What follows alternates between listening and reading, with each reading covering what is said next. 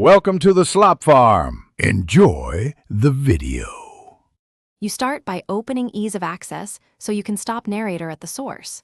Press Windows key plus U to open the Ease of Access Center. This goes straight to accessibility controls. Once the window appears, find the Narrator section and the Start Narrator checkbox.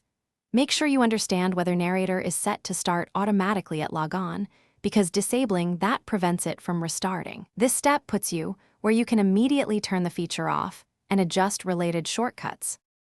Now you will disable Narrator and any shortcuts that restart it.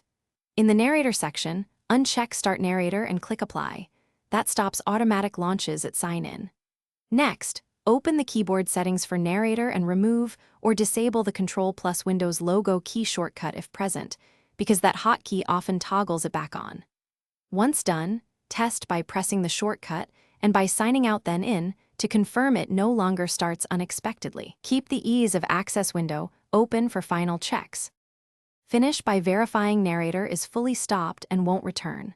Sign out, then sign back in to confirm it remains off. Make sure the checkbox stayed unchecked. If Narrator reappears, check Task Scheduler and System Configuration (msconfig) for any scheduled or startup entries that launch Narrator and disable them. Also inspect Control Panel accessibility options for legacy settings.